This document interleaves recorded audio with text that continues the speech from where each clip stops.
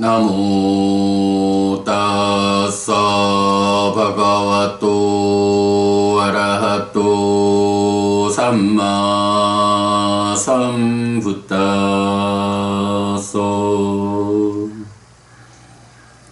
나모 따사 바가와또 아라하또 삼마 삼부따서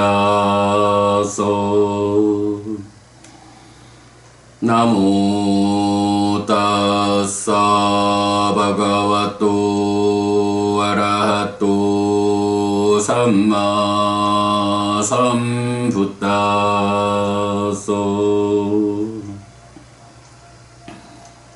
그분 세존 아라한 정등각께 절합니다.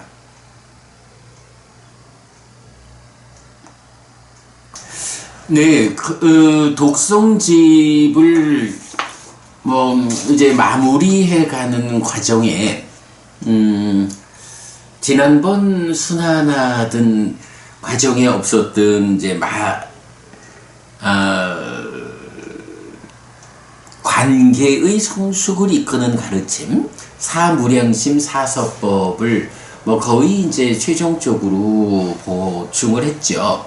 그래서 사무량심이 나오는 경들이 꽤 많이 있지만 대부분 어떤 주제, 어떤 에피소드가 쭉 서술되는 가운데 그 안에 사무량심이 들어있는 그리고 주로 맞지마니까야에 많이 나타나는 이런 형태의 경들은 너무 길어서 독송집에 넣기는 좀 어렵고, 어떻게 좀 사무량심을 직접 주제로 설하는 경을 좀 찾아가지고 보충해야겠다 라고 검색을 통해서 이렇게 찾던 과정에 자해경 1번, 2번을 찾았죠. 그래서 자해경 1번, 2번을 통해서 사무량심이 정형으로 나타나고 이 사무량심을 닦을 때 어떤 성과를 얻을 것이냐 하는 부분을 이제 두 개 경을 통해서 우리가 보게 되었죠. 그런데 이제 이렇게 자해경을 통해서 사무량심을 독성경으로 보충하다 보니까 참 자해경이란 이름으로 또한 나타나는 아주 유명한 경, 수타니파타에 나오는 자해경을 참 또 배제하고 가기가 어렵다. 심지어는 테라와다 쪽에서는 필수 독송 자해경이라고 해서 아예 이 자해경은 필수적으로 독송해야 하는 것이다. 이렇게까지 부가된 개념을 적용해 가지고 귀히 여기는 자해경이 있기 때문에 그래도 이 자해경을 빼놓고 가기는 좀 그렇다. 사무량심을 넣으면서. 그래가지고 제가 지난 토요일날 메타수땅, 그러니까 KN 5.8 자해경 이래 되면 KN이 쿠타카 니까야죠. 쿠타카 니까야의 5번 경이 수타니파타고 그 중에 8번째 나타나는 자해경을 독송하고 설명을 했는데, 사실은 요 자해경을 보충 설명하는 데만 1시간이 훨씬 넘는 시간이 걸렸어요.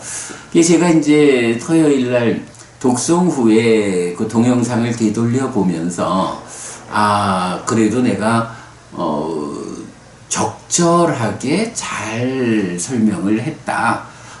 그간 전통적인 해석과는 조금씩 차별이 있기는 하지만 그래도 메커니즘적 관점, 수행지도적 관점, 그리고 니까야가 설명하는 사는 이야기의 범주에서 전반적으로 조금은 기존의 전통적인 해석보다는 조금 업그레이드 돼서 그야말로 부처님의 의도를 잘 담아서 설명을 했다.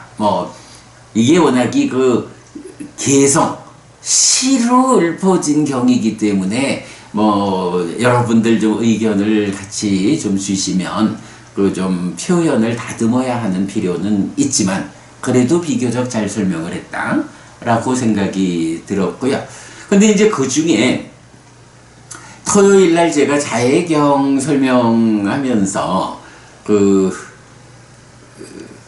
146번 개송에서 그 따사와 타와라 와나와세사 라고 하는 부분이 있어서 이거를 이제 어떤 분은 따사 흔들리다, 흔들릴 수 있는 흔들리는 거, 따와사 임무법을 흔들리지 않는 거,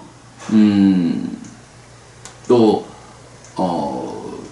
그러면서 따사는 이제 흔들리는 거, 전율하는 거, 타와사 그러니까 타와라는 흔들리지 않는 거 또는 long lasting 해서 오래 지속되는 거, 요런 이제 두 가지 의미를 가지는 거를 흔들리는 거와 흔들리지 않는 거, 요런 관점에서 동물과 식물, 동물도 식물도 남김없이 모든 존재 요렇게 보아야 하느냐, 아니면 흔들리는 거, 전율하는 거는 남들에 의해서 해침당하는 약한 거고, 흔들리지 않는 거, 오래 지속되는 거는 남들에 의해서 해침당하지 않는 역으로 다른 생명을 해치는, 글쎄요, 이런 강한 거, 그래서 약한 것과 강한 거, 요렇게 해석하는 이제 두 가지 중에 우리가 뒷장에 이어지는 개성을 감안할 때 동물과 식물로 해석하는 것은 타당하지 않겠다 라고 해서 이 부분을 하여간 두려워하는 거,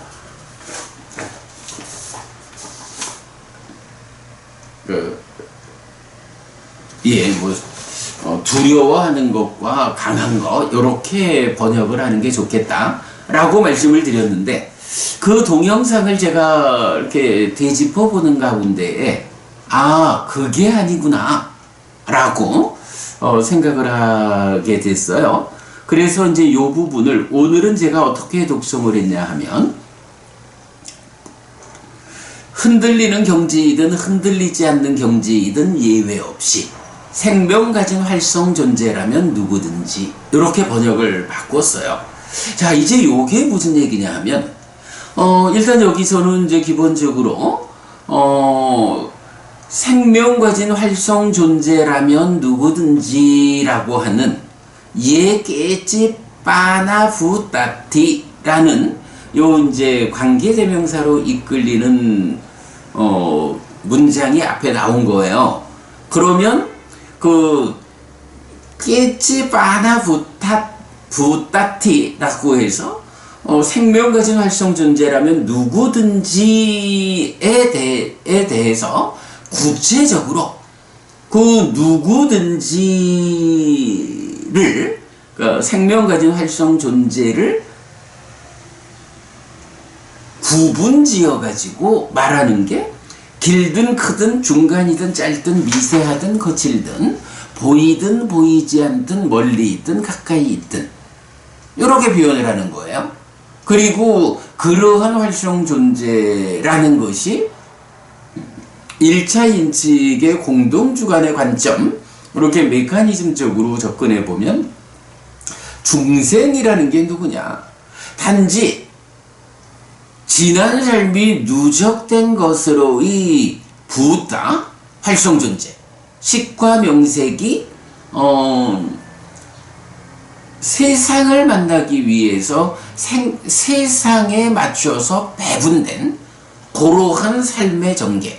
그래서 중생이라는 게 한쪽 측면으로는 단지 활성 존재야. 활성 존재의 활성화된 삶이야. 그런가 하면 이게 활성 존재만으로 삶이 사라지느냐? 그렇진 않아. 거기에 1차 인식의 공동 주관으로 욕탐이 참여한다. 자기화된다. 요거 가래 상태의 사유를 싣고 온 거다. 가래라고 하는 것이 뭐냐?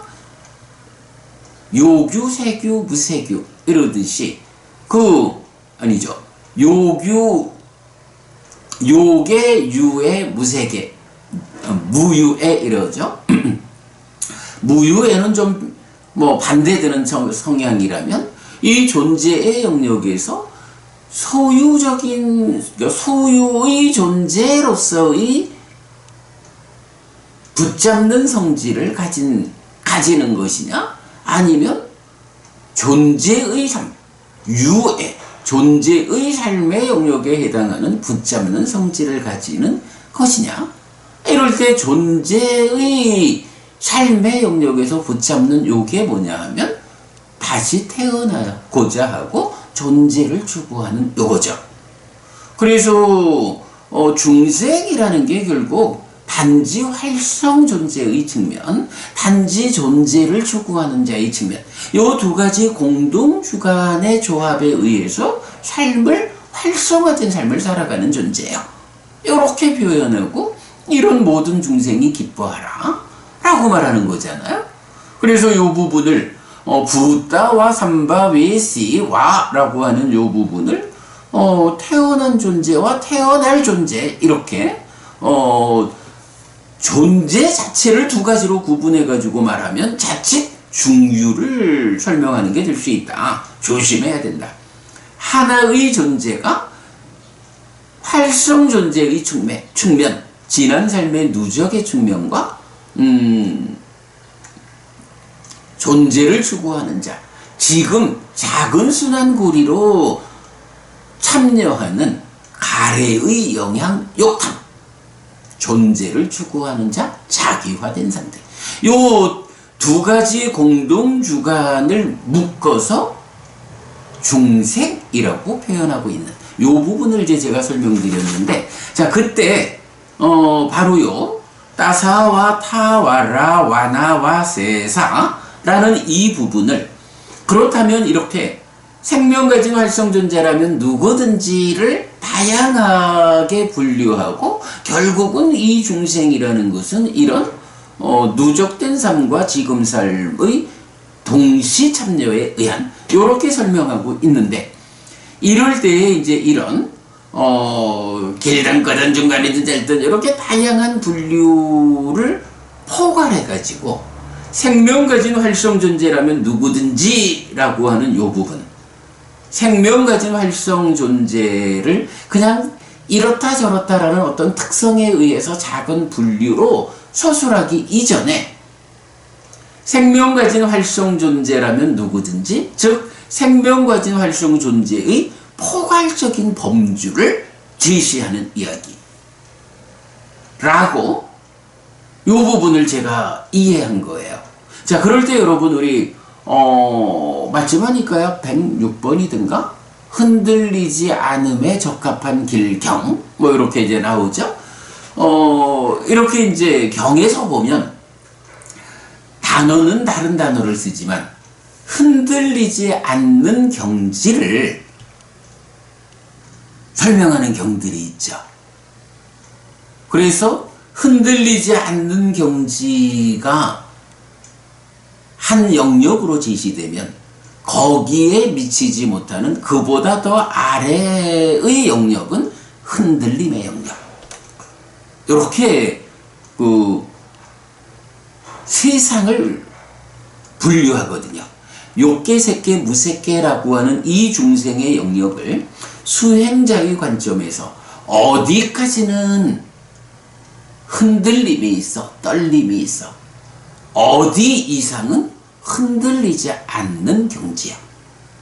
이렇게 분류를 하는데, 이제 그 분류를 보면 우리가 그간 공부한 바에 의하면 흔들리지 않는 경지를 대표적으로 어디로 말하느냐 하면 제4선, 공무변처, 식무변처까지를 말해요.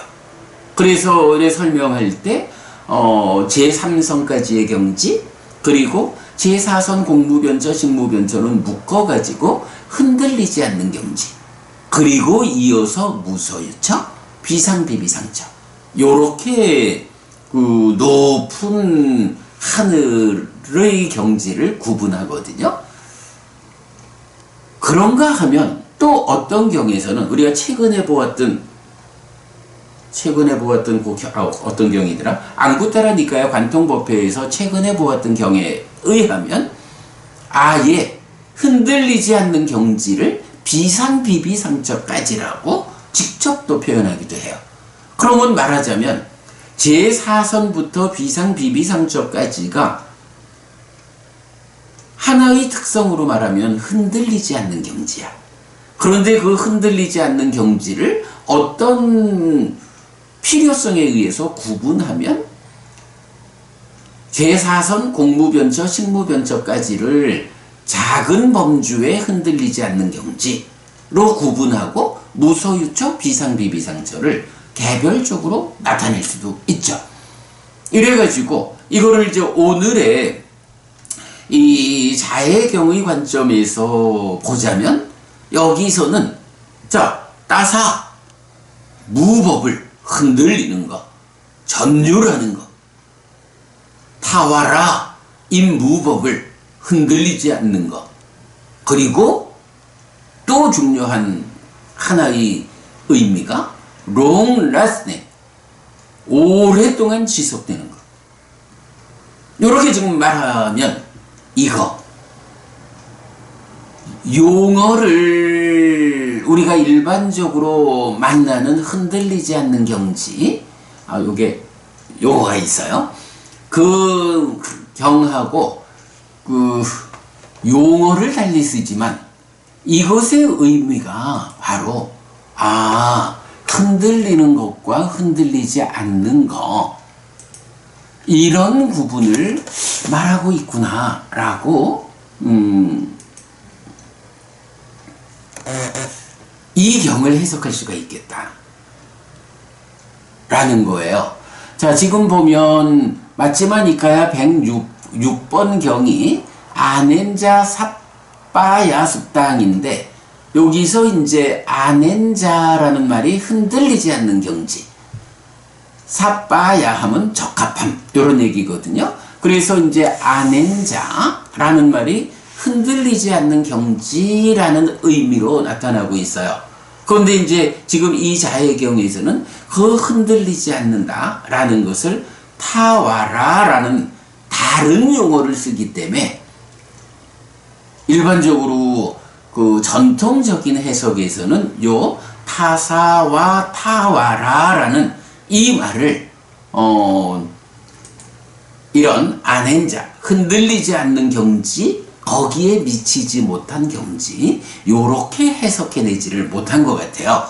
그러다 보니까 동물이냐 식물이냐 이렇게 번역하는 거는 뒤에서 나오는 그 단지 활성 존재이고 단지 존재를 추구하는 자인 모든 중생이라는 요 표현에서 자칫하면 식물도 이런 중생에 포함될 수 있겠네?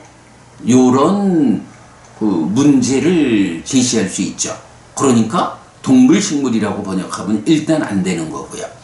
그런가 하면 이거를 약하다 강하다 라는 측면으로 보자면 이거는 길든 크든 중간이든 짧든 미세하든 거칠든 이런 어떤 다양한 관점의 측면에서 분류하는 어느 한쪽이고, 사실은 약하다 강하다, 공격당한다 공격한다, 이렇게 중생을 구분하는 거 글쎄 뭐 이렇게 탁 와닿지는 않아요.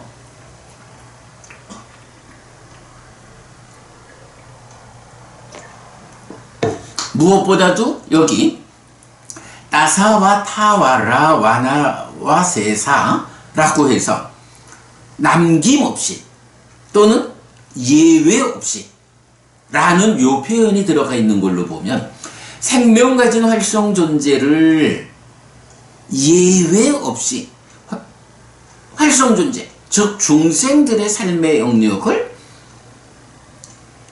포괄해가지고 구분해주는 요런 측면을 말한다 라고 보면 바로 이 말, 따사와 타와라 라는 이 말은 앞에 두 가지다 아니고 흔들리는 경지이든 흔들리지 않는 경지이든, 흔들리는 경지는 낮은 지옥으로부터 초선, 제2선, 제3선까지, 그러니까 색계 제3선까지는 흔들리는 영역이다. 흔들리는 경지의 삶이다. 그러나 제4선부터 비상, 비비상처까지는 흔들리지 않는 경지다. 이제 요런 부분을 이제 우리가 사실은 이제 따사라는 말이 전율이라는 의미도 갖는다라고 했을 때 이렇게도 우리가 말할 수 있는 거예요. 뭐 지옥, 축생, 악귀야 말할 것도 없고 인간 또는 욕계의 하늘 뭐 다 그냥 뭐 사실은 굉장히 낮은 삶, 그 무명에 덮이고 가래에 묶여서 특히 가래가 붙잡는 이 성질이 욕탕으로 실려와가지고 공동주관이 되는 이런 현상 때문에 뭐 가래가 여기저기서 기뻐하는 그런 것에 의해서 계속 흔들리는 삶이에요. 그 흔들리는 삶이 전율하는 이렇게 표현도 되는 거죠. 그러면 뭐 욕계까지는 뭐 낮은 삶 당연히 그렇다 하고 이제 색계라는 높은 삶으로 올라가면 어떤가요? 초선이라는 경지는 느낌의 관점에서 말할 때 어떻게 말해지죠? 떨침에서 생긴 희와 락, 떨침에서 생기는 욕계라는 이 소유적인 삶을 떨쳐내고 색계에 오르면서 생겨나는 희열과 행복, 이렇게 되죠. 제2선은 그보다 한 단계 성숙해서 삼매에서 생긴 희열과 행복, 이렇게 나오죠. 떨침에서 생기는 것보다 삼매에서 이제 윗다카 윗자라의 가라앉음에 의해서 훨씬 더 그 흔들림이 가라앉은, 흔들림이 줄어들어 가지고 이제 그 흔들림이 많이 줄어든 상태에서 생겨나는 희열과 행복. 그런데 사실은 여기서 희열이라는 것도 행복이라는 것도 사실은 그 느껴지는 것으로서의 흔들림이라고요.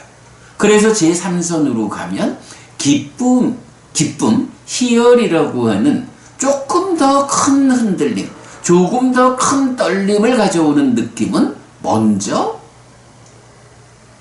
해소되고 행복이라고 하는 아주 적은 떨림만으로 느껴지는 이 경험이 남아있는 거죠. 그러다가 제4선으로 가면 어때요? 물론 제3선에서부터 우페카, 평정이라는 개념이 나타나기 시작하지만 이제 제4선을 대표하는 개념이 사념청정, 평정과 사띠의 청정함, 이렇게 제4선이 대표되잖아요. 그래서 제4선부터는 평정이라는 개념이, 그러니까 평정이라는 느낌이 제4선을 대표한다고요. 그럴 때 이 평정이라는 게 뭐예요? 바로 행복이라고 하는 작은 떨림마저도 해소가 되어서 이제 평정이라는 말 그대로 뭐 평정, 평온 이렇게 말하지만 그 상태를, 그러니까 평정이 성취된 요 상태를 지시하는 말이 아넨자, 흔들리지 않은, 그리고 이 경에서 말하는 타와라, immovable, 흔들리지 않게 된 경지요. 그런가 하면 이제 그 이후 공무변처 내지 비상비비상처의 무색계는 그대로 흔들리지 않는 경지의 성숙이죠. 요것도 경에서는 어떻게 구분하나요? 제4선은 색계라고 하는 영역, 색계라는 게 색성향 및 촉의 물질 대상, 요 경지가 되니까 다양함의 평정이라고 색계에 속하는 제4선을 말하고, 공무변초부터 비상비비상초 무색계에 대해서는 단일함의 평정, 요렇게 표현을 하죠. 그래서 경에서는 공무변조의 평정 내지 비상비비상초의 평정, 요렇게 나타나죠. 평정이라고 하는 흔들리지 않음, 요 경지를 말하는 것이 바로 평정이라고 하는 느낌이죠. 그러면 이렇게 보면 평정이 성취된 제4선 이후는 흔들리지 않는 경지고, 제3선까지는 희열 또는 행복이라고 하는 요 아주 작은 떨림, 아주 작지만 흔들리는 거, 움직이는 거, 고 경지다. 이렇게 구분이 되는 거죠. 그래가지고 이제 이 타와라, 임무법을 움직이지 않음에 더해가지고 하나의 다른 의미, long lasting, 오래 지속된다. 우리가 자해경에서도 봤지만 초선은 수명의 기준이 1급이고, 제2선, 그러니까 초선, 이제 범신처는 1급이고, 제2선에 속하는 광음처는 2급이고, 제3선에 속한 변정처는 4급으로 나오죠. 그리고 제4선에 속하는 광과처는 500급으로 나온다고요. 그런가 하면, 다른 경에 의하면 무색계 올라가면, 공부변처가 1만급, 식무변처가 2만급, 무소유처가 4만급, 이렇게 나오는 걸로 제가 기억하고 있어요. 이거 어딨더라? 요거 이건 제가 몇 번 여러분들께 소개해 드렸던 내용이죠. 예, 뭐 일단 이건 그래가지고 제4선 광과천만 해도 500급이라고 하는 long lasting, 오래 지속되는 수명이 무지무지하게 긴 경지요. 이런 말들이 지금 전반적으로 다 용어들이 가지는 의미가 잘 부합해지죠. 예, 이런 관점 보아가지고 제가 예깨찌 빠나 부따티 따사와 타와라 와나 와세사 해서 요 말을 뭐 동물 식물 이런 개념도 버리고 약하다 강하다 이런 개념도 버리고, 이것은 요깨새끼 무새끼라고 하는 중생의 삶의 영역 세상을 제3선까지는 흔들림의 경지, 제4선 이후는 흔들리지 않는 경지로 구분해가지고, 그래서 흔들리는 경지이든 흔들리지 않는 경지이든 예외 없이 요깨새끼 무새끼의 중생 세상에 속하는 모든 생명 가진 활성 존재라면 예외 없이 누구든지 요런 설명이다 라고 제가 해석을 해냈는데, 여러분들 공감하실까 몰라요. 저는 적절하게 해석했다. 사실은 이런 메커니즘적인 관점, 삶에 대한 니까야적인 관점에서 접근하지 못하면 이런 해석을 하기 어렵다. 근데 제 생각에는 해덕 법우님도 그렇고요, 지금 함께 계시는 법우님들 이 해석에는 다 공감하실 수 있을 거로 생각이 됩니다.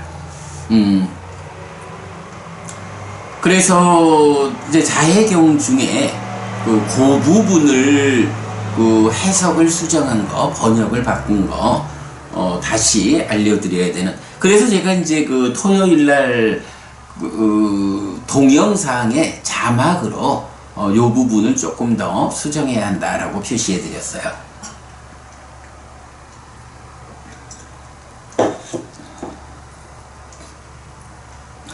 마지막 문장이 치우치지 않은 견해를 가져서 계를 중시하고 봄을 갖춘 자, 소유의 삶에 대한 갈망을 제어하여 확실하게 몸으로 다시 오지 않는다 라고 했는데, 이 부분은 뭐 제가 번역을 조금 수정한 게, 치우치지 않은 견해를 가진 자, 계를 중시하고 봄을 갖춘 자, 이렇게 했었는데, 그렇게 요런 사람으로 하지 않고 치우치지 않은 견해를 가졌기 때문에 그 위에서 계를 중시하고 봄을 갖춘 자, 이렇게 그 연결된 개념으로 그 번역을, 문장을 좀 수정했다라는 거 말씀드리고요.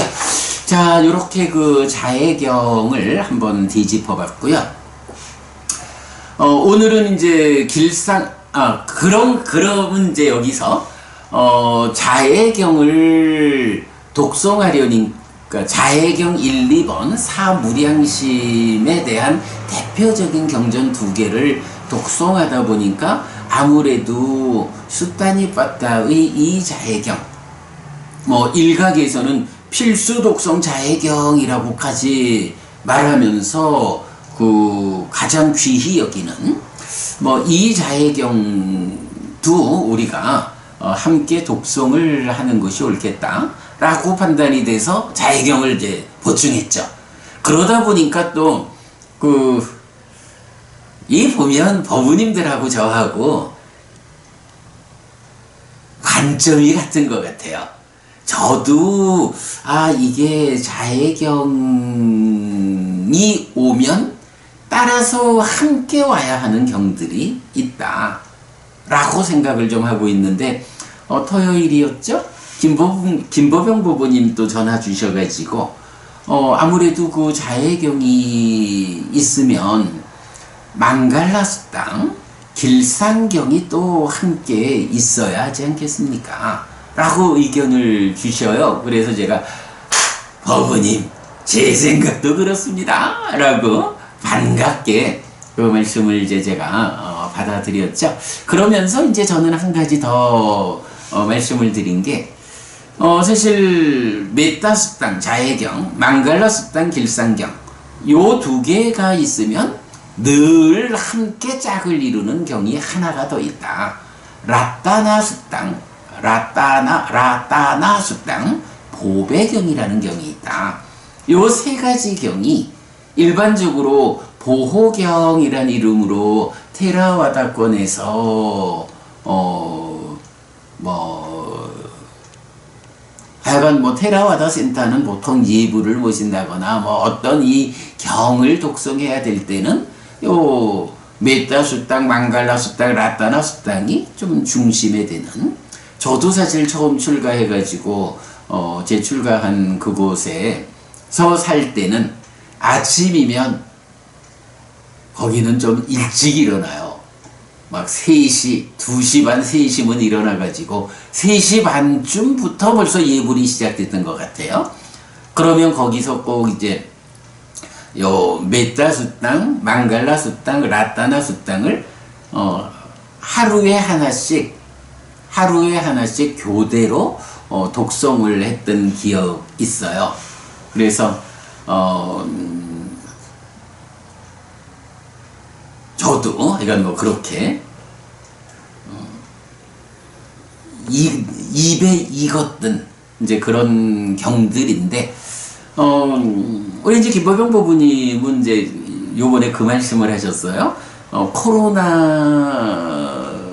코로나가 세상을 어렵게 하다 보니까 이제 또 테라와다 쪽에서는 보배경, 그러니까 라따나 수다가 질병을 대체하는 능력을 가지는, 글쎄, 질병을 대체하기 위한 바램을 담아서 보배경을 많이 읽더라 라고 말씀을 하셨고, 저는 사실 그래서 내가 이번 독성집을 편집하면서 보호경 쪽에 관심을 좀 배제하고 있었던 것이, 김법부님 말씀하시듯이 무언가 세간에서 말하는 그 기도라는 개념, 아니면 그 진언, 주문이라는 개념에 접근해가지고 이 보호경이라는 이름으로 모아가지고 독송하는 게 이 참 경을 자칫 진언, 주문화하는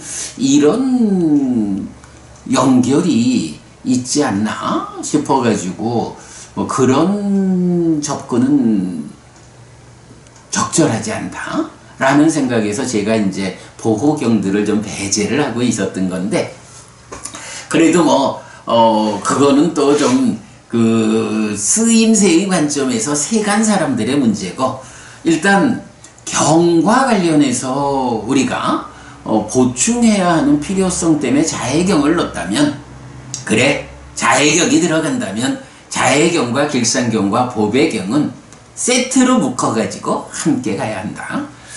요런 판단을 했어요. 그래서 이제 김보경 법부님 어쩜 그렇게 저하고 딱 마음이 동해가지고 그래서 이제 이게 사실 개성 식구로 이루어진 경들이다 보니까 참 저같이 아직까지 그 숙달되지 않은 사람 입장에서는 번역하기가 좀 어려운데, 그래도 하여간 토요일, 일요일 이틀 동안 열심히 달라붙어 가지고 번역을 했어요.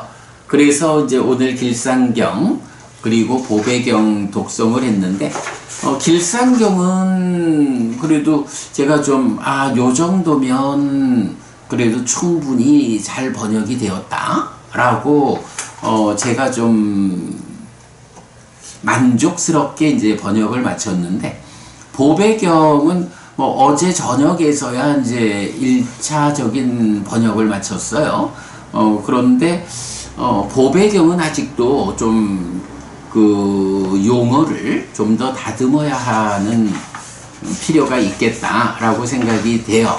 그래도 일단 이제 오늘 우선 독송했는데, 요 보배경, 그러니까 요 세 개의 경, 자해경, 길상경, 독성경 세 개의 경을 요번에는 마지막으로 보충하게 되니까 내일 한 번 더 독송을 하려고 그래요. 내일 한 번 더 독송을 하면서 그 사이에 제가 보배경 또 좀 보충해가지고 다시 올려드리고 내일 보충된 번역으로 다시 독송하겠다 말씀드리고요.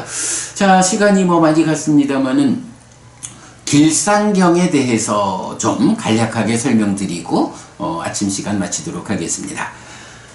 망갈라수당 길상경이에요.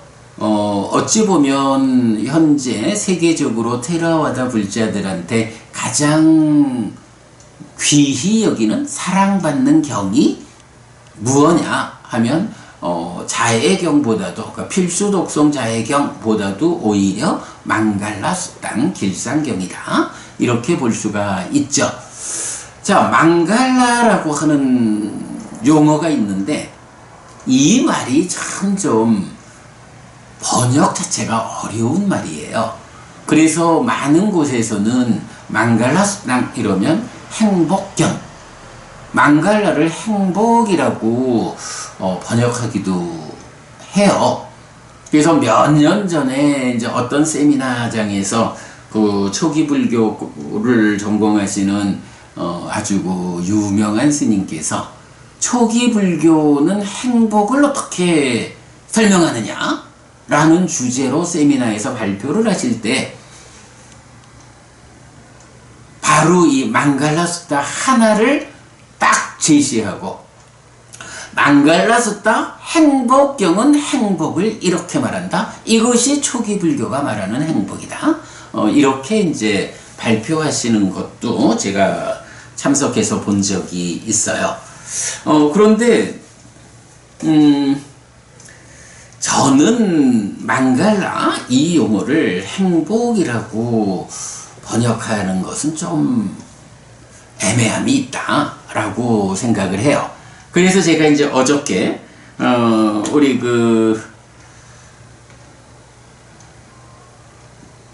거기가 고성인, 경남 고성이죠. 붓다와 함께 신월정사라는 이제 초기 불교 수행처가 있죠. 신월정사 또는 붓다와 함께라는 법인으로 있는데, 거기 선원장, 저하고 가까운 이제 수마나 스님 있죠. 그 이제 스마다 스님하고 좀 통화를 하면서 같이 의논을 해봤는데, 뭐 스마다 스님이나 저나 이제 일치된 의미를 부여하는 것이, 이 망갈라라는 것은 어떠한 것에 의해서 지금 행복하다라는 결과된 행복을 말한다고 보기에는 좀 어렵다.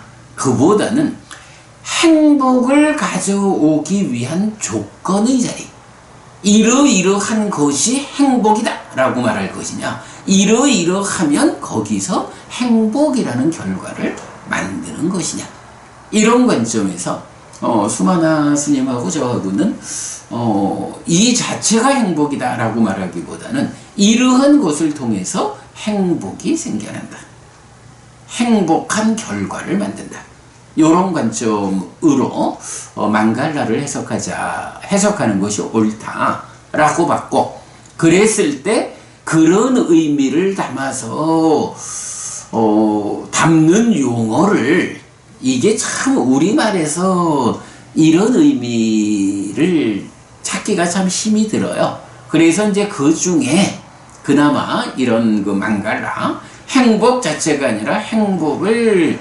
가져오는 요런 삶을 살면 그것이 행복해지기 위한 어떤 징조와 같아.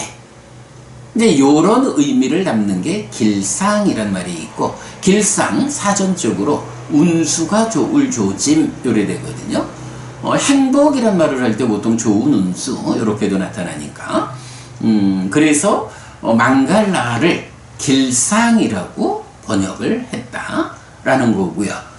그럴 때 하여간 요점은 이제 이 망갈라 숫다에서 이러이러한 것이 망갈라라 라고 말할 때, 이러이러한 삶이 그대로 행복이요 이렇게 말하는 게 아니라 이러이러한 삶이 행복을 가져오기 위한 조짐이 되는 거예요.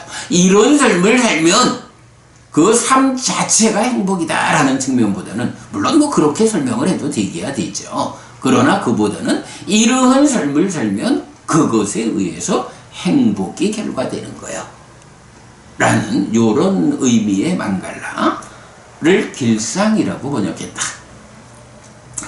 이렇게 나는 들었다. 한때 세존은 사와티에서 제타와나의 아나타빈디카 사원에 머물렀다. 그런데 밤이 지날 무렵에 어떤 천신이 아름다운 모습으로 제타와나의 거의 전부를 빛나게 하면서 세존에게 왔다. 와서는 세존에게 절한 뒤 한곁에 섰다. 한곁에 선 그 천신은 세존에게 개성으로 말했다. 자, 이렇게 이제 신이 부처님에게 와가지고 개성을 통해서 부처님 하고 말을 하는 거예요. 자, 그래서 이제부터 개성, 즉 19절로 나타나는 거 보면, 축복을 바라는 많은 신과 사람은 길상을 생각했습니다. 최상의 길상을 말해 주십시오. 자, 여기에서 이제 축복을 바라는 많은 신과 사람은 행복을 생각했습니다. 최상의 행복이 무엇인지 말해 주십시오. 요렇게 해석하지 않고, 축복을 바라는 많은 신과 사람은 길상, 달리 말하면 어떤 것이 행복을 위한 조짐일까? 어떻게 살아내면 그것이 이러한 삶을 살면 그게 그대로 행복을 가져오는 행복을 위한 조짐이요. 어떻게 살아내면 길상, 즉 행복을 생겨나게 할 수 있을까? 라고 생각했습니다. 그러니 최상의 길상, 최상의 행복이 아니라 어떻게 하면, 그러니까 어떻게 살아내면 행복을 가져오기 위한 삶이 됩니까? 행복을 위한 조짐을 우리가 알 수 있습니까?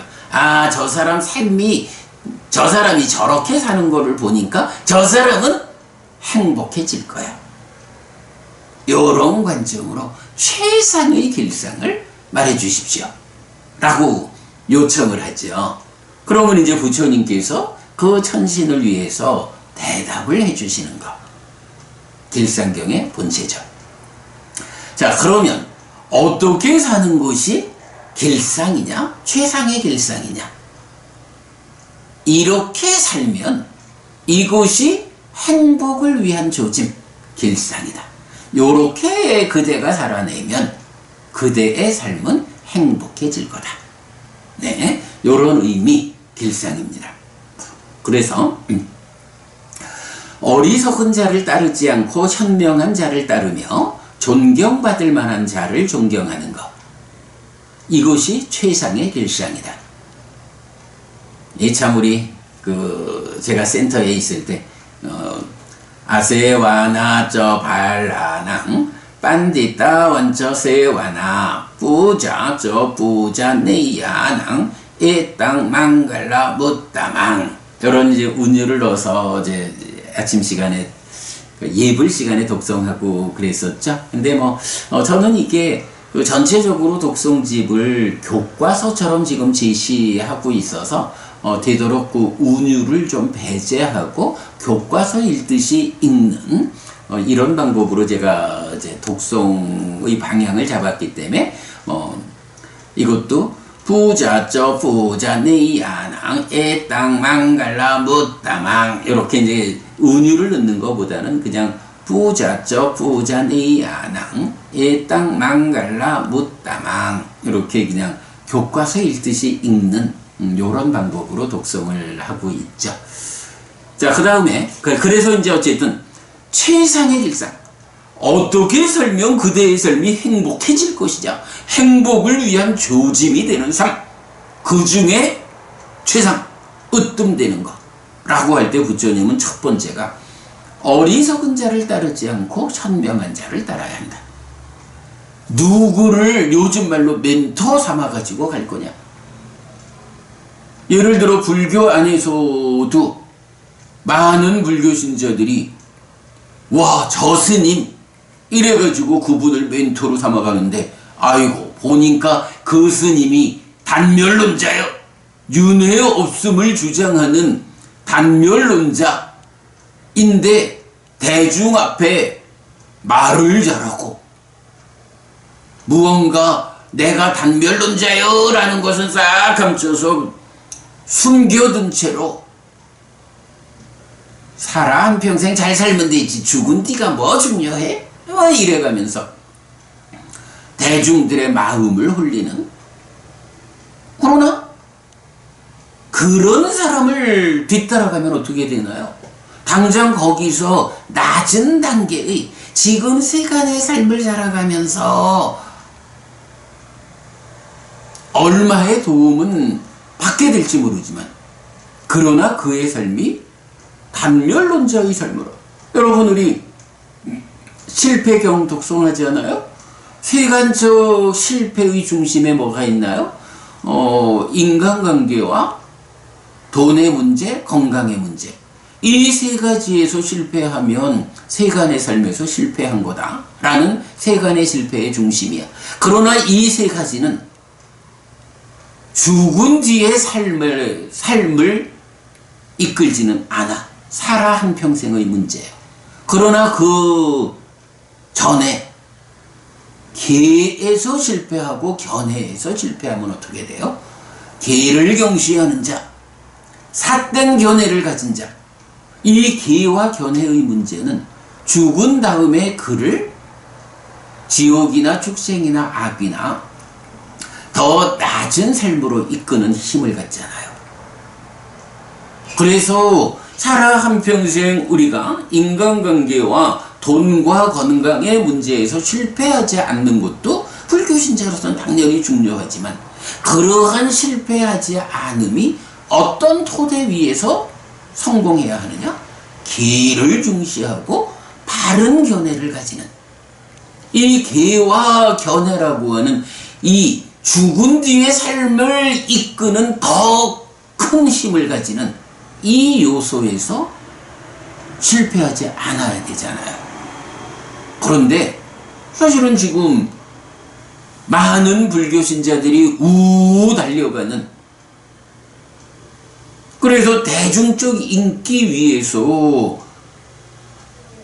설법을 하지만 그 안에 죽음은 끝이여 윤회 없어 라는 유물론적인 단멸론을 감추고 세간적 삶을 설명하는 이런 사람이 말하자면 어리석은 자예요. 중생들이, 인간들이 그런 어리석은 자를 따르면 어떻게 되느냐? 당장 눈앞의 성과는 거둘지 몰라도 그의 삶을 삿된 견해에 의해서 낮은 쪽으로 이끈다. 그러니까 그런 어리석은 자는 따르지 않아야 한다. 그리고 현명한 자를 따라야 한다. 부처님이 알려주는 바른 견해 위에서, 계의를 중시하는 위에서 인간관계와 돈과 건강의 문제에서 성공하도록 이끄는 이런 사람이 현명한 사람이고, 그런 현명한 사람을 따라야 한다. 자, 행복을 가져오는 조짐이 되는 삶의 첫 마디가 뭐예요? 어리석은 자를 따르지 말고 현명한 자를 따르자. 존경받을 만한 자를 존경하자.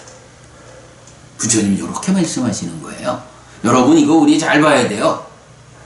세상에 많은 사람들이, 제가 늘 한국 불교의 가장 큰 문제가 무엇이냐? 불교를 모르는 불교 신자들로 한국 불교가 구성되어 있다. 이렇게 말하잖아요. 불교 신자라고 하면서 부처님 가르침을 몰라. 내가 부처님 가르침을 배워 알지 못하다 보니까 그저 대중적으로 어떤 강연자 같은 이런 사람한테 혹해서 끌려가는 거예요. 그 사람의 그러한 설명 밑에 무엇이 감추어져 있는지 보아내지 못하고. 왜? 내가 불교를 모르기 때문에. 공부하지 않으면 그렇게 되는 거예요. 하여간 어리석은 자를 따르지 않고 현명한 자를 따르며 존경받을 만한 자를 존경하는 것, 이것이 최상의 길상이다. 이러한 삶이 행복을 가져오는 조짐이 되는 삶이다. 네, 그렇게 말하고요.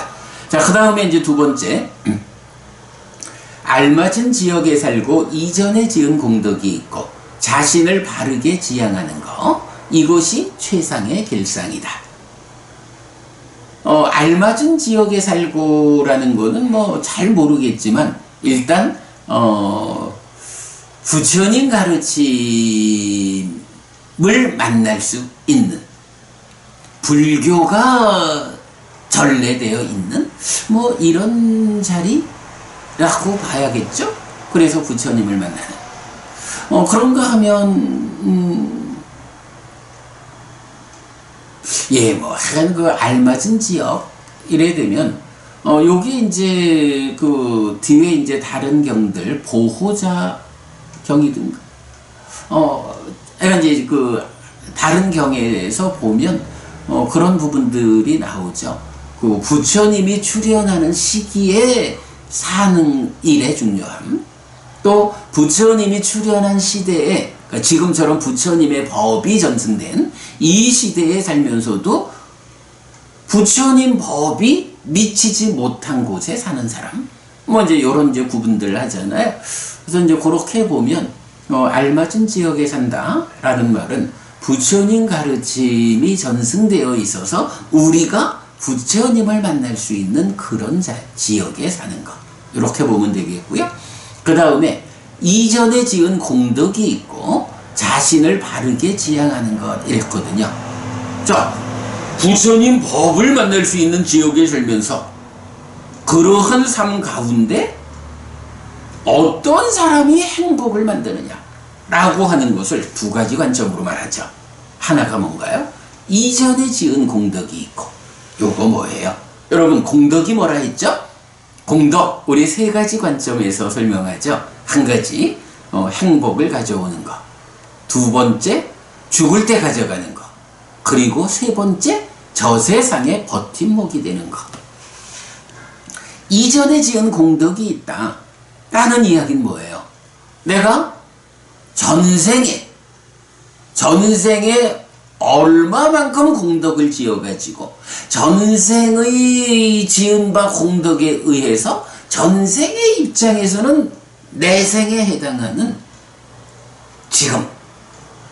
지금 태어날 때 얼마만한 버팀목 위에서 태어났느냐.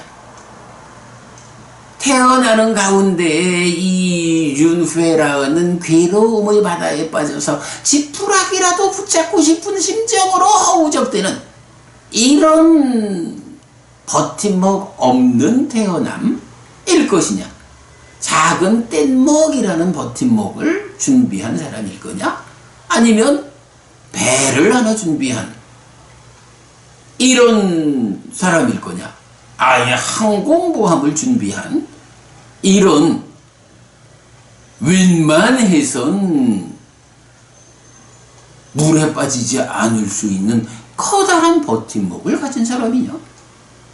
요거 제가 공덕 이야기하면서 강조 설명드리는 내용이잖아요. 바로 요거예요. 이전에 지은 공덕이 있다. 내가 전생에 얼마만큼 공덕을 지어가지고 금생에 태어나면서 얼마만한 버팀목을 가지고 태어났느냐. 우리가 뭐 꼭 금전만능주의 이 부분을 말하지 않아도 뭐 어느 시절에나 인간의 삶이라는 게 부잣집 아들로 태어난다. 또는 인도식으로 말하면 끄샤트리아 집안에 태어난다. 뭐 이런 것들이 뭐예요? 일단 끄샤트리아 집안에 태어나면 그런 끄샤트리아의 그 사람들이 이 사회에서 누릴 수 있는 어떤 권리? 그런 버팀목을 가진 거예요. 부잣집에 태어났다 라고 하는 거. 부자가 가난한 사람에 비해서 훨씬 더 삶의 편리함을 가지는 그런 버팀목을 가지고 태어난 거죠. 나는 그거 거부할까요? 글쎄요. 이게 그런 버팀목 위에 태어나서 바른 공부를 통해서 얼마나 더 삶을 향상하고 그럴 때에 얼마나 더 많은 사람들을 위해서 내가 역할할 수 있느냐, 공덕을 지을 수 있느냐, 이런 관점에서 접근해야지.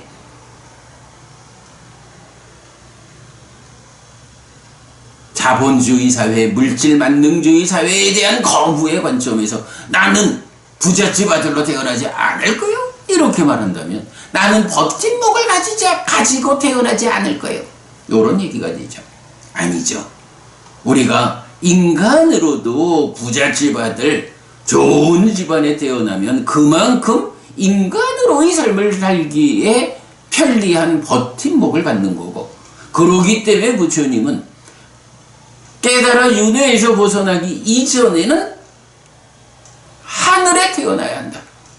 하늘이라고 하는 인간 세상과는 견줄 수 없는 커다란 버팀목 위에 태어나야 한다 라고 그렇게 강조하시는 거죠. 예. 이전에 지은 공덕이 있고 라는 거, 바로 요 측면, 얼마만큼의 버팀목을 확보하고 살아가고 있느냐. 그리고 나면 이어서 자신을 바르게 지향하는 거, 요 빠니디라고 해서 의도, 기대, 지향, 요 자리에 있는 지향이거든요. 경에서 보면 잘못 지향된 심은 원수보다도 나를 해친다, 이런 표현이 나오죠. 바르게 지향된 심은 이렇게 으뜸으로 나를 행복으로 이끈다 라고 말하는데, 결국은 마음의 지향이라는 게 뭐예요? 이 마음이 어떤 삶을 지향하느냐. 사실은 많은 사람들이 지옥 가는 줄 모르고 물질적인 성취를 지향해가지고 막 정당하지 않은 방법, 폭력을 동원한 방법으로 돈을 모으고 이렇게 물질만을 지향하는 삶은 어떻게 돼요? 그의 삶은 지옥 가는 거죠. 그러나 열반을 지향하는 이런 사람은 어떤가요? 그 지향된 삶이 완성되면 윤회에서 벗어나 날 것이고, 그게 완성되지 못하면 그러나 열반을 지향하는 이러한 삶이 나를 하늘로 이끌 것이다. 그래서 여러분 우리가 포사를 말할 때 어떻게 해요? 아라한을 지향한다. 아라한을 지향하기 위해서 포사할 일에는 출가자의 버금가는 삶을 살리라 해서 포살 8개를 지니는 거잖아요. 이런 의미죠. 자신을 바르게 지향하는 현재의 삶. 자, 그러면 최상의 길상, 행복을 가져오는 조짐이 되는, 저 사람은 저런 삶을 사니까 행복해질 거야 라는 이런 조짐으로의 길상 가운데 최상의 두 번째가 뭐냐? 알맞은 지역에 산다. 부처님 가르침을 만날 수 있는 거기에 산다. 그리고 내가 전생에 얼마만큼의 공덕을 지어가지고 얼마만큼 커다란 흔들리지 않는 버팀목을 마련했을까? 그런 가운데 지금 무엇을 지향하고 살아가느냐? 요 세 가지로 최상의 길상, 행복을 가져오는 조짐이 되는 거야. 저 사람. 요런 의미죠. 자, 여러분, 이건 요거 잘 봐야 돼요. 부처님 가르침이 알려져 있는 곳에 우리가 태어나 살고 있다는 것이 얼마나 행복을 가져오는 조짐이 되는 일인가.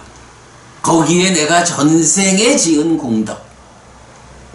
이게 나는 지금 버팀목이 좀 약해, 작아. 전생에 만들어 놓은 버팀목이 작은 것 같아. 그거야 어쩔 수 없지 전생을 되돌릴 수 없잖아요. 그러나 분명한 거 하나는, 내가 전생에 버팀목을 만들지 못해서 지금 힘들다면 다음 생에는 또 지금처럼 버팀목 없이 힘든 삶을 살지는 않을 거예요. 지금은 내가 버팀목을 만드는 삶을 살 거예요. 공덕을 지을 거예요. 그래서 다음 생을 대비할 거예요. 요렇게 보는 것이 바른 삶이죠. 자, 그런가 하면 자신을 바르게 지향하는 거 해서 뭐니 해도 불교는 현재 진행형이다. 지금 나의 삶이 얼마나 바르게 지향되어 있느냐. 요것이 행복을 결과맺는 그거다 라는 거죠. 하여간 여러분 놓치지 않아야 합니다. 자, 여기서 이제 개성이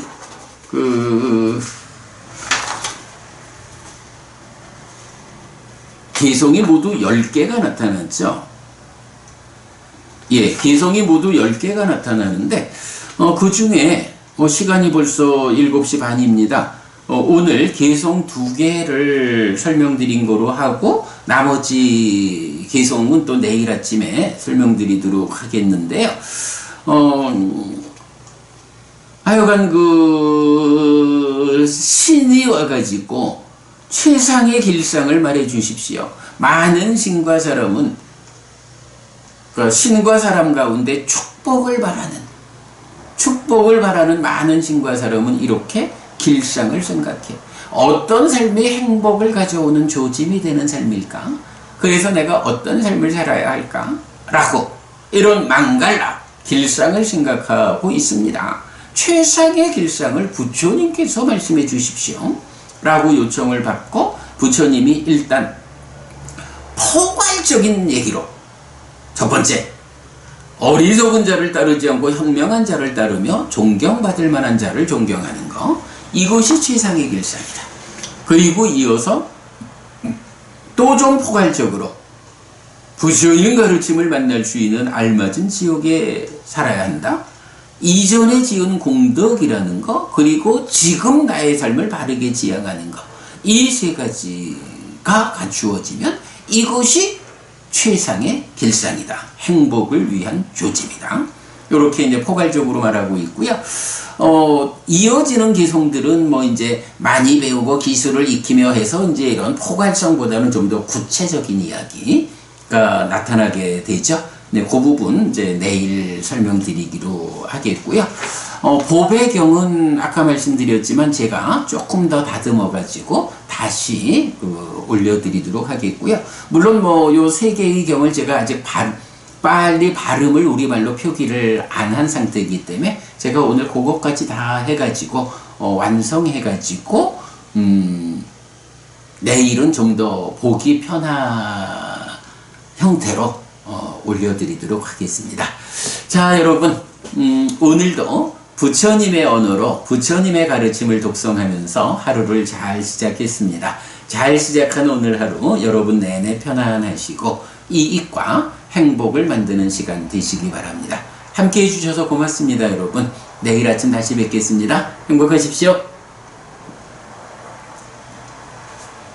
네, 희덕부부님, 이게 참 공부를 하는 게 끝이 없지요. 경은 만나면 만날 때마다 각각 경이 우리에게 알려주는 참 특별함이 있어요. 그래서 우리가 사부니까야를 꿰는 공부, 이렇게 많은 경들이 특별히 알려주는 그 내용들을 꿰어서 완성하면 정말로 특별한 결과를 만드는. 사실은 이제 어저께 제가 범어사 유런장 스님 또 이제 좀 찾아뵙고 함께 대화를 했는데, 그 대화 가운데 사실 그런 이야기 있었어요. 이게 이제 오늘 이야기 다 마친 거고요. 제가 시간 되시는 분들 조금만 더 얘기를 하자면, 유런장 스님하고 말씀 나누면서, 사실은 어떤 공부냐라는 관점, 세상에 많은 사람들은 니까야라고 해서 그게 부처님 살아서 직접 설한 가르침이라고 확인할 수 있느냐 라고 문제 제기를 하죠. 그래서 제가 솔직히 우리가 타임머신 타고 2600년 전으로 돌아가서 동영상 찍어와가지고 보여주지 않는 한 사부니까야가 부처님 살아서 직접 설한 가르침이다. 사부니까야 자체는 변질되지 않았다. 그 위에 다른 교재들이 덧씌워진 변질의 문제가 있는 거지, 사부니까야는 그대로 그 안에서 잘 전승되었다 라는 거, 이거 확인해 줄 방법 없다. 다만 한 가지, 많은 사람들이 그래도 부정하지 않는 것은 부처님의 원음에 가장 가까운 곳이 사부니까야다. 이 부분을 인정해 주는 것만 해도 사실은 훌륭하다. 그러면 가장 가까운 것이 사부니까야인데 사부니까야를 거부하자, 부정하자 하는 얘기는, 그렇게 되면 세상에 불교 자체가 없어진다. 부처님 원음에 가장 가깝다고 그대들이 인정하는 그거를 부처님 말씀 아니라고 부정해버리면 이제 세상에 그보다 더 부처님 가르침을 드러낼 수 있는 것은 없다. 세상에 불교가 없는 것이다. 이렇게 제가 말하면서 그러나 그래, 나 자신도 나는 사부니까야가 부처님 살아서 직접 설한 가르침이다 라고 주장을 하지만 이 주장을 확인해 줄 방법은 없다. 그래서 그 부분에 대한 대안은 없는데, 그렇다면 이제 우리가 결론을 내어야 할 필요가 있다. 자, 다양한 관점, 다양한 주장들이 있는데 이 가운데 정말로 우리가 주장하듯이 사부니까야가 부처님 살아서 직접 설한 가르침일까? 아닐까? 하는 것을 확인하기 위해서는, 자, 우리는 부처님 가르침 맞다라는 입장에서 사부니까야를 통한 공부의 성과를 제시하겠다. 사부니까야가 그거 아니요 라는 입장에서 후대의 교재로 공부를 하는 그대들도 그대들의 기준 위에서 얻어지는 공부 성과를 제시를 해봐라. 그래가지고 이 공부의 성과와 그 공부의 성과들을 비교를 해보자. 공부 성과가 시각화되어 가지고 비교해보면 그 비교 가운데 참으로 이것이 부처님 가르침의 본질에 접근한 정말로 가르침의 진정 그대로를 드러내주는 성과다라고 판단되는 것. 많은 사람들이 공감하는 공부가 바로 부처님 가르침의 진정이다 라고 말할 수 있지 않겠느냐. 그런 관점에서 우리는 사부니까야를 방금 말씀드린 꿰는 거죠. 이 특별함을 가지는 많은 경들을 꿰어가지고 사부니까야를 꿰어서 그 성과로 드러내는 결과가 우리는 있다. 우리는 고와 고집의 측면에서 삶의 메커니즘을 사부니까야에 의한 공부의 성과로 제시하고 있다. 그런가 하면 고멸도 성제의 측면에서 사부니까야가 꿰어진 공부의 성과로 수행 지도를 제시하고 있다. 이런 삶의 메커니즘과 수행 지도라는 두 가지 성과를 지와 견이라는 두 가지가 매개하고 있다. 삶의 메커니즘으로 사는 이야기가 설명되고 지와 견을 매개로 해서 어떻게 그 삶의 이야기 가운데에 문제를 해소할 것이냐라는 측면에 수행 지도가 실시되고 있다. 사부니까야를 꿰어서 만드는 공부의 성과를 우리는 이렇게 제시하고 있다. 그러면 사부니까야의 공부가 부처님사로서 직접 설한 가르침 아니라고 주장하는 그대들대로의 공부의 성과를 꺼내봐라. 꺼내어가지고 우리가 제시하는 이 성과하고 비교해보자. 해보자. 제가 이제 어저께 유런장 스님하고 그런 대화를 좀 했어요. 우리가 이렇게 주장할 수 있죠. 그러면 대응은 두 가지겠죠. 하나는 그분들, 그러니까 다른 거니까 사부니까야가 부처님 가르침에 가장 접근된 것이기는 하지만 부처님사로서 직접 설한 가르침이라고 말할 수 없다라고 하는 그분들이 한 가지로는 그들의 공부 성과를 꺼내놓을 수 없는 경우가 있을 거고, 다른 하나로는 공부의 성과를 꺼내놓기는 하는데 이렇게 사부니까야를 꿰어가지고 제시하는 삶의 메커니즘과 수행지도, 이런 성과에 견줄 때 우열이 가려질 것이다. 사실은 여러분 12연기 우리가 삶의 메커니즘으로 그려내고 있잖아요. 아비담마 청정도론으로 공부하시는 분들, 여러분들 아마 많이 보셨을 거예요. 뭐 이렇게 동그라미 하나 그려가지고 그 중에 이렇게 몇 개 해가지고 뭐 이래 이제 출구를 말하고 하는 미얀마의 어떤 스님이 그린 그림이죠, 그게? 그런 그림을 그려내는 것도 말하자면 아비담마로 청정도론으로 공부하는 분들의 공부 성과죠. 근데 이제 그분들이 그런 12연기 그림에다가 수행 지도라는 관점을 어떻게 그려내는지는 제가 모르겠어요. 그러나 여러분, 삶의 메커니즘하고 그 12연기 그림하고 비교해보면 눈이 있는 사람은 분명히 알 수 있을 거예요. 뭐 저는 분명히 예, 그래요. 해독고부님 3세 양중인과를 그림으로 이렇게 저 바퀴 같은 그림을 만들어서 이제 그려내는 그림이 있죠. 눈이 있다면 이 삶의 메커니즘하고 그 3세 양중인과를 그림으로 그려낸 이 그림 두 가지 성과 중에 어떤 성과가 부처님 가르침의 진정을 드러낸다 라는 거 판단할 수 있죠.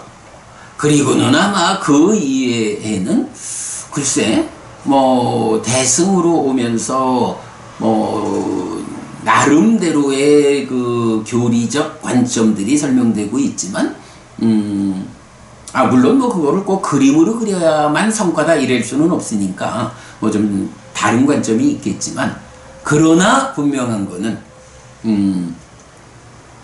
얼마만큼의 성과를 드러내줄 수 있느냐. 그 성과가 이런 사분이과야를 통해서 얻을 수 있는 성과하고 얼마만큼의 비교가 가능하겠느냐. 예, 이런 측면 우리가 따져볼 수 있죠. 예, 제가 이건 어제 그런 얘기도 좀 했는데,